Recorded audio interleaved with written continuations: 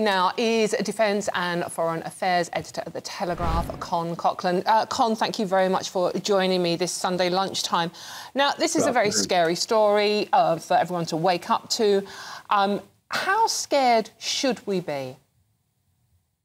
Well, I think the fact that we've intercepted the vast majority of these missiles and drones fired at Israel shows that our defences are strong. And I'm glad to hear Rishi Sunak saying that he took this threat seriously, that proper RAF assets were deployed to the region and took part in the coalition operation to intercept these missiles. So, you know, I think on one level, even though this is a major escalation in the conflict between Iran and Israel, we should take comfort from the fact that hardly any of these missiles got through and that they were intercepted.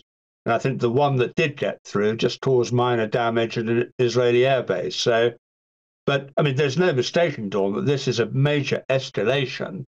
For years, Iran has relied on its proxies to do its dirty work for it. Now we have the Iranians showing their true colours, launching a massive attack on a country that is an ally of the United Kingdom, which is why our RAF jets were involved in defending Israel. So, you know, I think we need to rethink how we handle Iran very seriously in the months to come. Con, this is in retaliation, as far as I understand, to the Israel attack on the Iranian compound in Syria on the 1st of April, which took out one of the generals, one believed to be responsible for the horrors that happened on October the 7th. So it is in retaliation for that. And Iran did say overnight, didn't they, that this was the end of it as far as they were concerned, unless Israel and allies like America and the UK took it further. Well, it's Iran that's taking it further, Dawn. I mean, let me say, first of all, I mean, Israel never claims responsibility for these attacks, but this so-called Iranian consulate in Damascus was not giving out visas. It was basically a command and control center for Iran's Revolutionary Guard to control its terrorist network.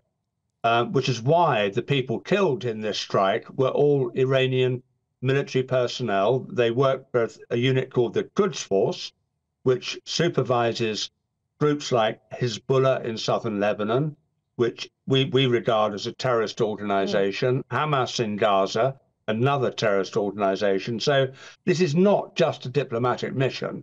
And this sort of reveals, to my mind, how Iran conducts business in the Middle East. It's always trying to deny its involvement in all these malign activities. But, you know, the Israelis, who we all assume attacked the consulate, know precisely what they're up to. And furthermore, you know, groups like Hezbollah, Hamas, the Houthi rebels in Yemen, who are all backed and directed by Iran, are continuing with their efforts. So for Iran to say that that's the end of it, well, if it was the end of it, then they'd get Hezbollah to stop attacking northern Israel, Hamas to withdraw from Gaza, and the Houthis to stop attacking shipping in the Red Sea. That's how you draw a line under this. And so long as Iran supports these groups, we will be at war with Iran. So, Con, what happens now? What should Israel and the allies, I mean, our RAF jets have already been involved in this, what should Israel do now?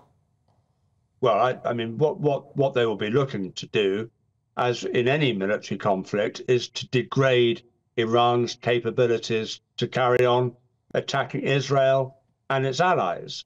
And Israel's been doing this, as I said, you know, long before the October the 7th attacks. But since October 7, we've seen a complete increase in Israeli attacks against Iranian-backed groups in southern Lebanon, in Syria.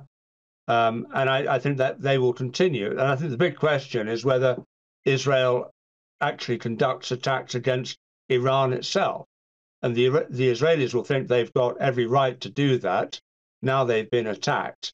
But of course, any acts by Israel against Iran proper, rather than its proxies, would represent a major escalation and one that could bring us all into a direct confrontation with Iran. So, you know, there's a lot to think about at the moment, Dawn. Con, very finally, we're running out of time. Just one final quick question. I mean, obviously, one of Iran's closest allies is Russia, already fighting a ground war in Europe.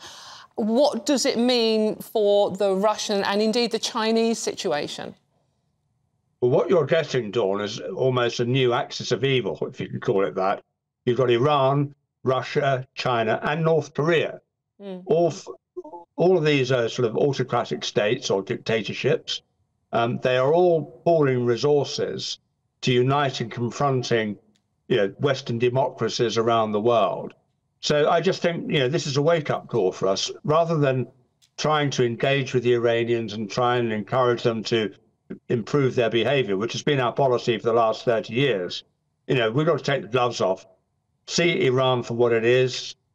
A lot of these drones that were used in the attack last night are the same drones Russia's been using in Ukraine, and we support Ukraine. So, we've got to have a really good look at the way the world is evolving and act accordingly. Con, thank you very much. I have to say, you haven't reassured me that much.